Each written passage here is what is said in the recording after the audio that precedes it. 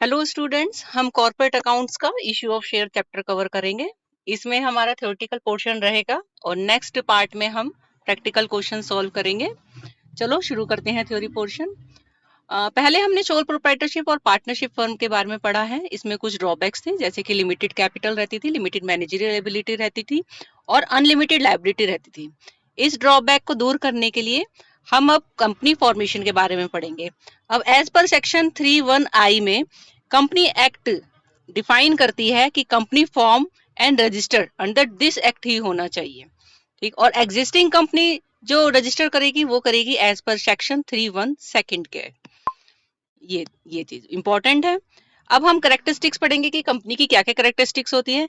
इसमें separate legal entity होती है। सेपरेट लीगल एंटिटी मतलब in view of the law there is a separation between the company and the partners. Partners कौन से होंगे इसमें, जैसे कि शेयर होल्डर्स। परपेचुअल एग्जिस्टेंस क्या होता है? परपेचुअल एग्जिस्टेंस का मतलब होता है कि भाई चाहे शेयर होल्डर्स आए या जाएं या डेथ हो किसी की या ल्यूनेसी हो या कोई भी इंसॉल्वेंसी हो किसी मेंबर की, लेकिन हमारी कंपनी में कोई इफेक्ट नहीं पड़ेगा। इसको कहते हैं perpetual existence. Limited liability, limited liability क्या होती है कि जैसे मान लो कंपनी ने शेयर इशू करे 10 रुपए के, उसमें से 8 रुपए के हिसाब से वो पहले मंगवा चुकी है, 2 नहीं मंगवाए, तो ये जो अनकॉल्ड शेयर्स हैं बस इन्हीं को ही पे करने के लिए लायबल होएगी कंपनी। तो इसलिए हमारी ये लिमिटेड लायबिलिटी यहाँ पे लिमिट हो जाती है। कॉमन सील, कॉमन सील किसे कहते हैं कि भाई अब कंपनी क्या है, कंपनी एक खुद से तो साइन कर नहीं सकती, वो एक अपना सील या अपना एक स्टैंप बनवाएगी। उस सील को देख के ही वो जो सील है वो उसका सिग्नेचर कहा जाएगा, ऑफिशियल सिग्नेचर होगा वो कंपनी का, ठीक। फिफ्थ जो इसकी करेक्टरिस्टिक्स है वो है ट्रांसफरेबिलिटी ऑफ शेयर्स। अब क्या था पार्टनरशिप में, जैसे हमने पढ़ा है पार्टनरशिप में पार्टनर्स आप अपना एग्रीमेंट किसी और को शेयर ट्रांसफर तो नहीं कर सकते। ट्रांसफरेबिलिटी ऑफ शेयर में क्या होता है कि कंपनी में कोई भी जैसे शेयर होल्डर है वो किसी को भी फ्रीली अपना जो शेयर है वो ट्रांसफर कर सकता है। सिक्स्थ पॉइंट है separation of management from the ownership. अब शेयर होल्डर्स तो बहुत सारे होते हैं, अब वो सारे के सारे अगर किसी कंपनी में बैठने लगे तो वहां तो डिस्प्यूट बहुत बढ़ जाएगा कि फिर मेरी बात मानो मेरी बात मानो। अब जो शेयर होल्डर्स होते हैं वो आपस में मिलके बोर्ड ऑफ डायरेक्टर का गठन करते हैं। अब बोर्ड ऑफ डायरेक्टर फिर जो वो डिसीजन लेगा, तो इसलिए एक मैनेजमेंट जो है वो सेपरेट हो जाती है ओनरशिप से। ओनरशिप किसको रिलेट करती है? शेयर होल्डर्स को, ठीक। अब आ जाओ जी नेक्स्ट पॉइंट। नेक्स्ट आ जाता है हमारा अब इसमें शेयर्स के बारे में बताया। शेयर्स क्या होते हैं? एक ये यूनिट होती है स्मॉल डेनोमिनेशन। स्मॉल डेनोमिनेशन किस चीज का? जैसे मान लो कंपनी को चाहिए 10 लाख रुपए। अब 10 लाख रुपए पूरा ऐसे तो नहीं मांग लेगी वो, तो इसको यूनिट्स में डिवाइड करते हैं। अब जैसे मान लो 1 लाख यूनिट्स हैं, 10 रुपए के हिसाब से वो चाहती है, तो ये जो यूनिट्स बांटी हैं इसने 10,000 यूनिट्स, 1 लाख यूनिट्स जो हैं इसको शेयर्स कहेंगे, ठीक। अब ये टाइप्स ऑफ शेयर्स होते हैं। Types of shares under act company act 1956 दो टाइप के शेयर्स होते हैं, प्रेफरेंशियल शेयर्स और इक्विटी शेयर्स। प्रेफरेंशियल शेयर्स में भी फर्दर कैटेगरी बांटी गई है, जैसे फिक्स्ड रेट ऑफ इंटरेस्ट दिया जाता है और rate of capital before debt equity shares. अभी आगे पढ़ेंगे इनके बारे में।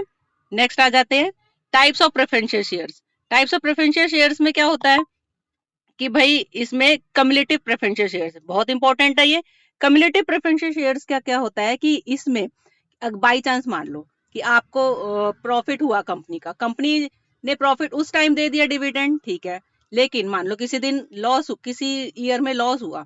अब वो लॉस के चलते कि प्रेफरेंशियल शेयर्स को उसका डिविडेंड नहीं मिला, अब नहीं मिला तो वो अगले साल अगर प्रॉफिट होता है तो वो जो पिछले साल का बचा हुआ डिविडेंड था वो इस साल दे देंगे। उसको कहते हैं कम्युलेटिव प्रेफरेंशियल शेयर्स, मतलब वो जुड़ता रहता है, अगर आपको नहीं मिला पिछले साल तो इस साल मिलेगा जिस साल प्रॉफिट हुआ है। नेक्स्ट टाइप रहता है non cumulative preferential shares. Non cumulative में क्या होता है कि इसका ऑपोजिट कम्युलेटिव का।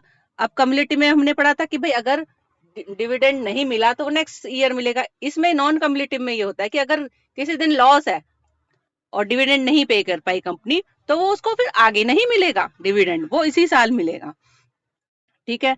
नेक्स्ट होता है थर्ड टाइप का प्रेफरेंशियल शेयर्स होता है participating preferential shares.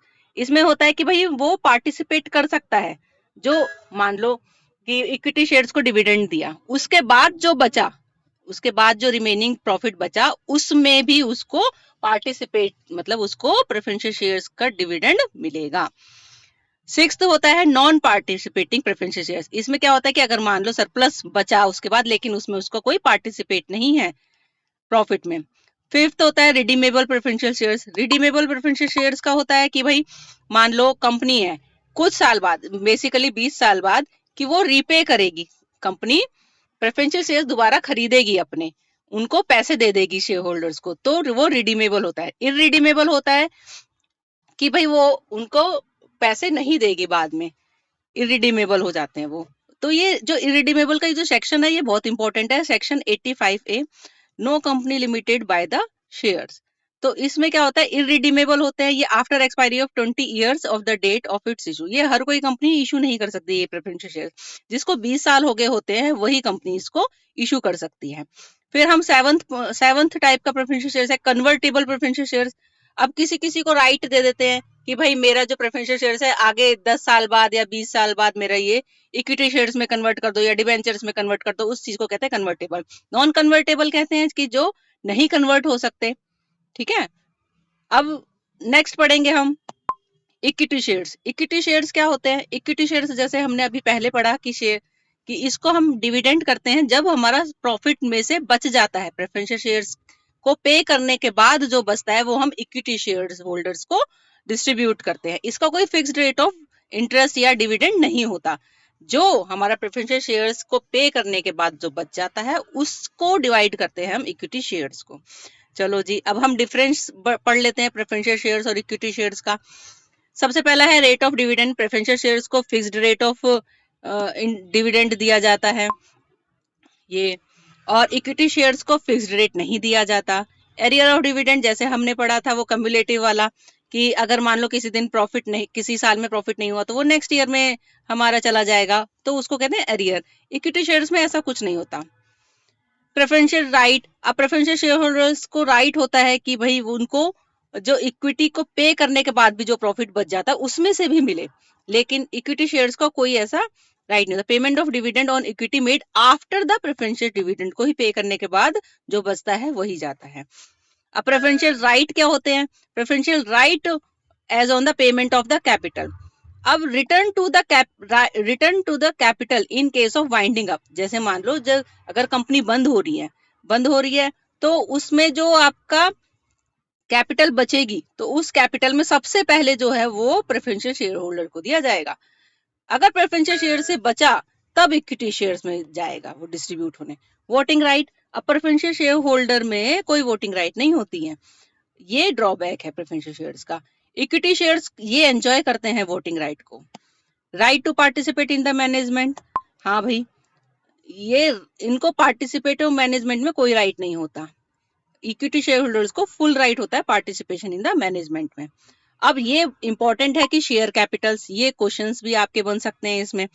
Kind of share capital क्या होती है, ये हमारा as it is balance sheet में भी उतरेगा, वो हम आगे देखेंगे। सबसे पहले आपको ये क्लैरिफिकेशन होनी चाहिए कि भाई ऑथराइज्ड या रजिस्टर्ड नॉमिनल कैपिटल किसे कहते हैं। ऑथराइज मतलब मैक्सिमम कैपिटल हमने एक फिक्स कर दी कि कंपनी को इसी से ऑथराइज होना है लाइफ टाइम के लिए, इतने इससे ज्यादा, इस लिमिट से ज्यादा वो आगे शेयर्स या कैपिटल नहीं इशू कर सकती, नहीं मंगवा सकती।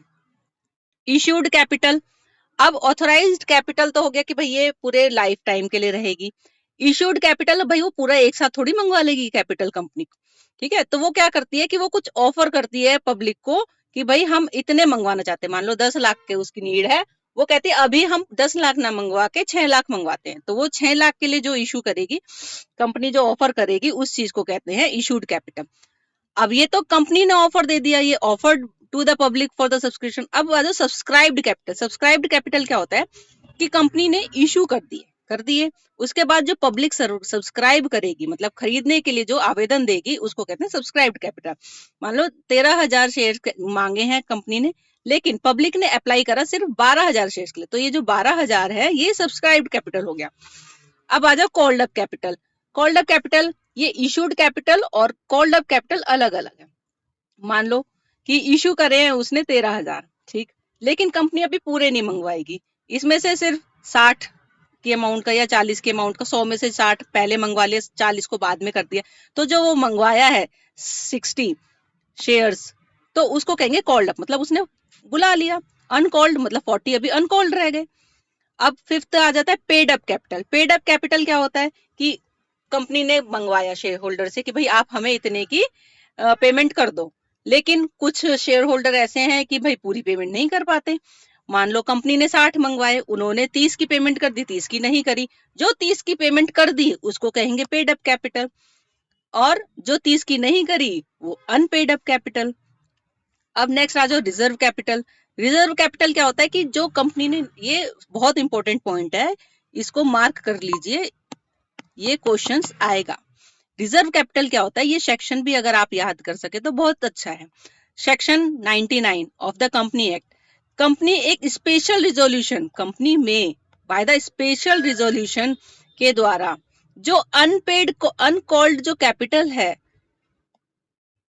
उसको कब बुलाएगी, कब मांगेगी, वो जब हमारा वाइंडिंग अप होगा कंपनी का। जो पोर्शन है सब्सक्राइब्ड कैपिटल का बिकम अ रिजर्व कैपिटल। ठीक, ये सब्सक्राइब्ड कैपिटल का ही तो पोर्शन हुआ।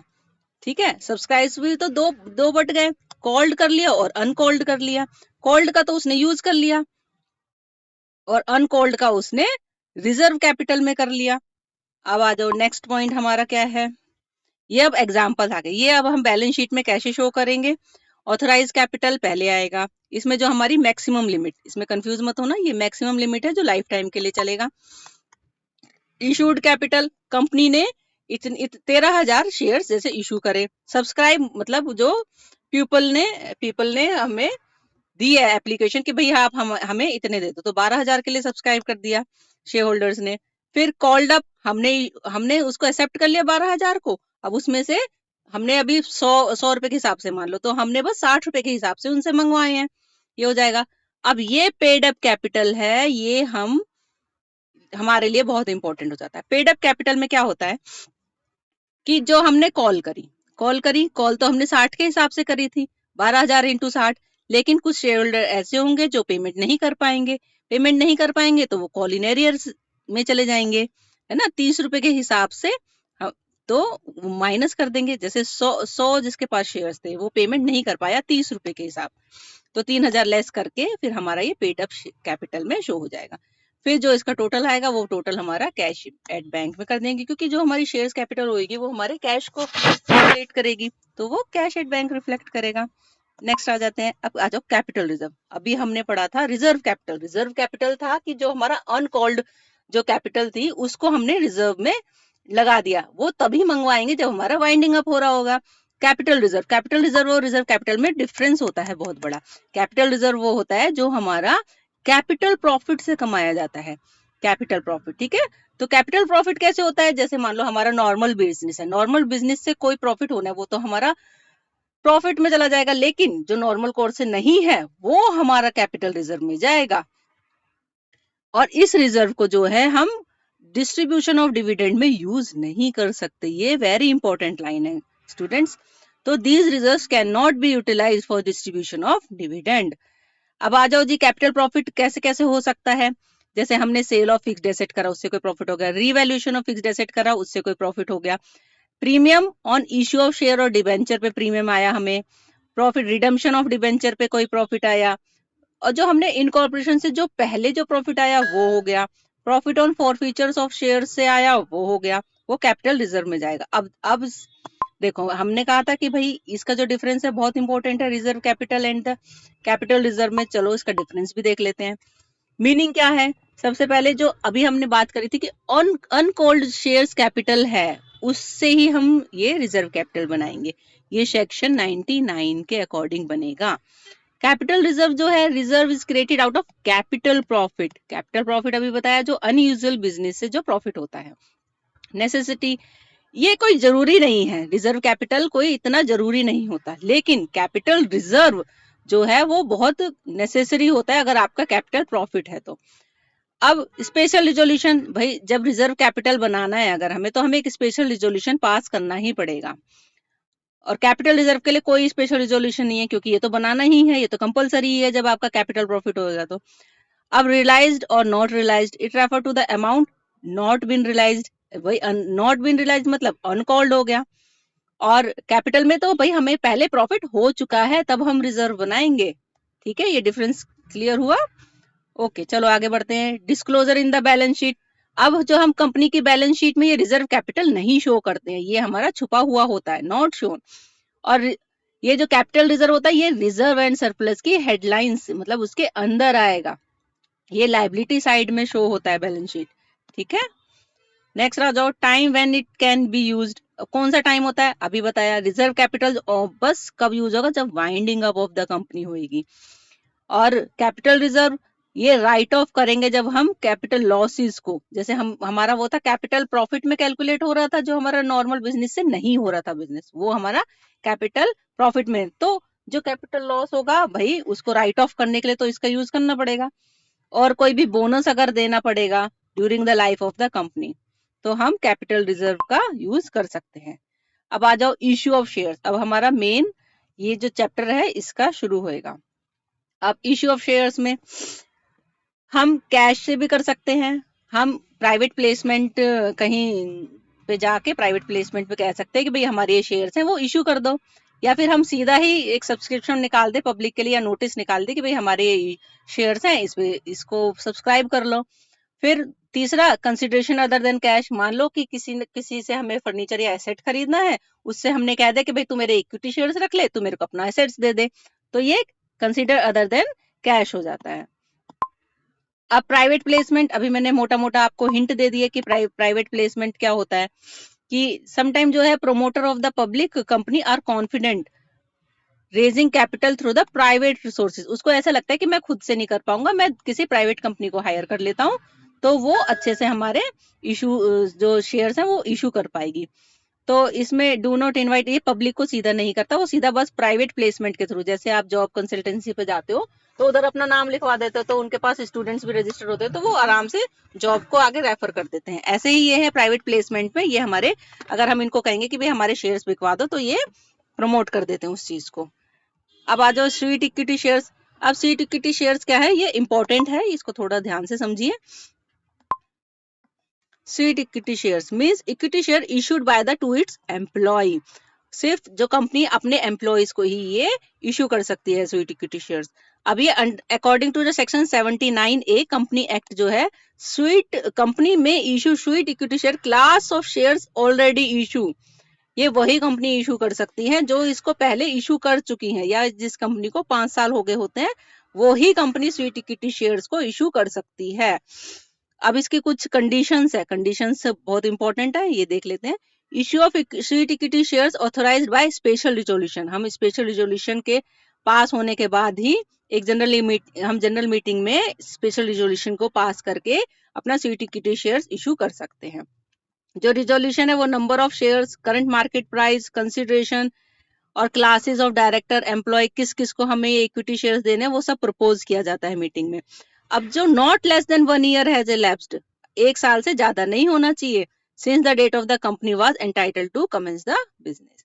Sweet equity shares of the company whose equity shares are listed on the recognise, ये स्वीट इक्विटी शेयर्स वही इशू कर सकती है जो लिस्टेड होती हैं किसमें, स्टॉक एक्सचेंज में और सेबी की रेगुलेशन के अंडर। और सच शेयर्स कैन नॉट, और ये दोबारा रीसोल्ड नहीं हो सकता कि मान लो किसी एम्प्लॉय ने ले लिया फिर वो सोचे कि भाई मैं इसको बेच के प्रॉफिट कमा लेता, वो रीसोल्ड नहीं कर सकता विद इन द 1 साल के अंदर, तो कम से कम नहीं कर सकता, वो लॉक इन पीरियड हो जाता है उसके लिए।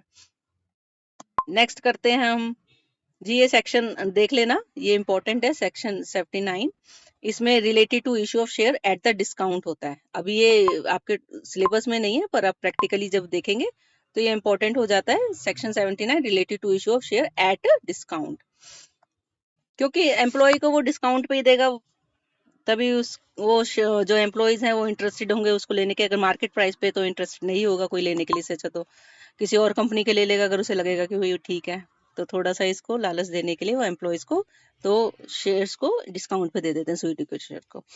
नेक्स्ट आ जाओ एम्प्लॉय स्टॉक ऑप्शंस, इसमें होता है scheme of employ stock options was introduced by the company amendment act 2000 में through section 215A। Employ stock options means the option whole time director जो कंपनी का होल टाइम डायरेक्टर है या officer है या एम्प्लॉय है, वो उसको राइट है ये परचेज करने का कि भाई अच्छा। इसमें क्या है कि एम्प्लॉय स्टॉक ऑप्शन क्या है, जैसे आपने पुट एंड कॉल ऑप्शन पढ़ी होगी, अगर नहीं पढ़ी तो वो आगे क्लासेस में पढ़ेंगे। इसमें क्या होता है कि आप है ना फ्यूचर डेट की जो आपकी वो रहेगी कि भाई आपका फ्यूचर डेट में ये इसकी कीमत हो जाएगी, उससे वो थोड़ा सा कम रेट पे वो पहले ही दे देगा। जैसे आप कहे कि भाई इसकी कीमत 1000 हो जाएगी, तो मैं आपको अभी है ना 800 रुपए में दे रहा हूँ, तो आपको फायदा हो जाएगा। तो इसको कहते हैं एम्प्लॉय स्टॉक ऑप्शन। ठीक है, ये वॉलेंट्री स्कीम होती है on the part of the company to give to its, ये भी एम्प्लॉय का दिया जाता है। डिफरेंस बस ये है कि वो एम्प्लॉय स्टॉक एक्सचेंज में हमारा ये था कि उसमें डिस्काउंट रेट में पहले ही दिया जाता था, इसमें फ्यूचर डेट को देखते हुए जो प्री डिटरमाइंड प्राइस है उस पे दिया जा रहा है। ये वॉलेंट्री है, ये भी एम्प्लॉयज को ही दिया जाता है। Shares allotted in this scheme locked minimum, इसमें भी लॉकिंग पीरियड है 1 ईयर का, जैसे उसमें वो सेल नहीं कर पा रहा था उसका भी 1 साल का था। नेक्स्ट आ जाओ, public subscription of the shares. A public company for the issue of share, इसमें होता है issue the prospect, receive the application, make allotment and make. देखो ये आपको समझने वाली चीज है, इससे आपकी जो है वो जनरल एंट्रीज बनेगी। ये स्टेप वाइज स्टेप है, ये आपको समझना है। सबसे पहले कोई भी कंपनी होती है वो इश्यू करती है प्रोस्पेक्ट, उसी को तो पढ़ के कोई शेयर होल्डर आएगा ना आपके पास अट्रैक्ट होके। फिर जो कंपनी है वो रिसीव करेगी एप्लीकेशन को, हाँ भाई आपकी तरफ से एप्लीकेशन आई है, हम देख लेते हैं इसमें कोई कमी खामी तो नहीं है, अगर होएगी तो आपको बता देगी, नहीं होएगी तो वो एक्सेप्ट कर लेगी। फिर उसके बाद भाई उसे समझ आ गया कंपनी को कि हाँ भाई ये सही है, तो मैं इसको अलॉटमेंट दे देता हूँ।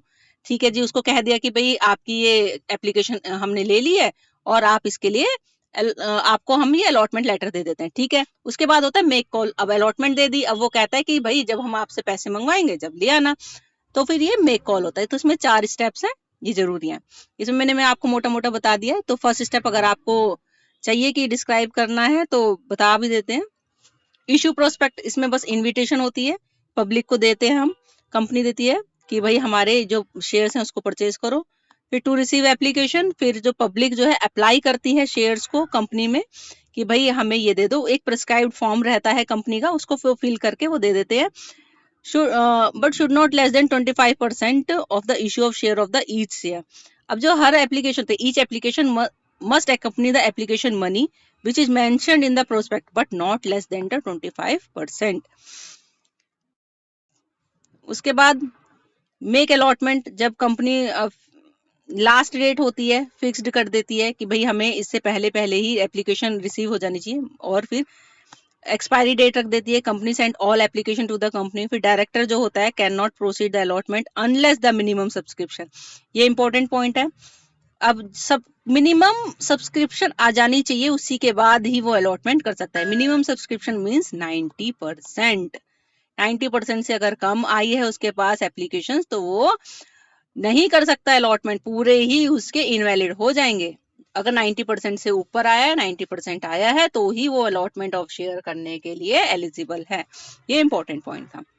अभी हमने आपको मिनिमम सब्सक्रिप्शन के बारे में बता दिया कि भाई minimum to be raised issue of share to provide the following requirement for the payment of the purchase price of the property, preliminary expenses के लिए, फॉर रिपेमेंट ऑफ मनी के लिए, वर्किंग कैपिटल जो लग रही है उस इन सबको कवर करने के लिए ना कम से कम उसको 90% ऑफ द मिनिमम सब्सक्रिप्शन का चाहिए ही होता है। उसके बाद to make call, make call में क्या है कि भाई एप्लीकेशन और अलॉटमेंट जो not called but subsequent instalment में मंगवा लेते हैं। जैसे अभी बताया था कि 100 के जैसे हमारे शेयर्स हैं, तो उसने 60 के अभी मंगवा लिए, 40 के बाद में मंगवाएगा, तो जो 60 के मंगवा लिए वो मेक कॉल, उसने कॉल कर ली उसके लिए। अब प्रिलिमिनरी एक्सपेंसेस, प्रिलिमिनरी एक्सपेंसेस क्या होता है कि मान लो आप, अब जैसे आपकी कंपनी बनी, एकदम से तो नहीं बनी, उससे पहले भी आपके खर्चे लगे होंगे, आपने पैम्पलेट छपवाए होंगे, आपने रजिस्टर करवाया होगा, आपने कुछ लीगल चार्जेस दिए होंगे। तो ये जो कंपनी के सेटअप होने से जो पहले के जो एक्सपेंसेस हैं उसको प्रिलिमिनरी एक्सपेंसेस कहते हैं। ठीक है, ये मैंने एग्जांपल्स बता दिए, स्टैम्प ड्यूटी हो गया, ड्यूटी ऑथराइज्ड कैपिटल हो गया, expenses preparation printing issue prospectus हो गया, ये सब। अब प्रिलिमिनरी एक्सपेंसेस जो है जरूर में be write off against the security premium account, ये इंपॉर्टेंट है। प्रिलिमिनरी एक्सपेंसेस को किससे राइट ऑफ करते हैं? उसको राइट ऑफ करते हैं सिक्योरिटी प्रीमियम अकाउंट से। और ये जो राइट ऑफ करते हैं from the profit and loss, धीरे धीरे धीरे जैसे हम धीरे धीरे राइट ऑफ करते हैं। तो जो अनरिटर्न पोर्शन है वो हम एसेट साइड में शो कर देंगे मिसलेनियस एक्सपेंडिचर में। ठीक है जी, इसका ट्रीटमेंट भी हमने देख लिया कि प्रिलिमिनरी एक्सपेंसेस का क्या होता है। बाद में आपको इसके नोट्स भी दिए जाएंगे। अब जो एंट्रीज हैं, entries of issue of shares हम नेक्स्ट क्लास में करेंगे। आई होप आपको ये पार्ट पसंद आया होगा। तो अगर आपको चाहिए तो ज्यादा से ज्यादा सब्सक्रिप्शन, लाइक और शेयर कीजिए। Thank you.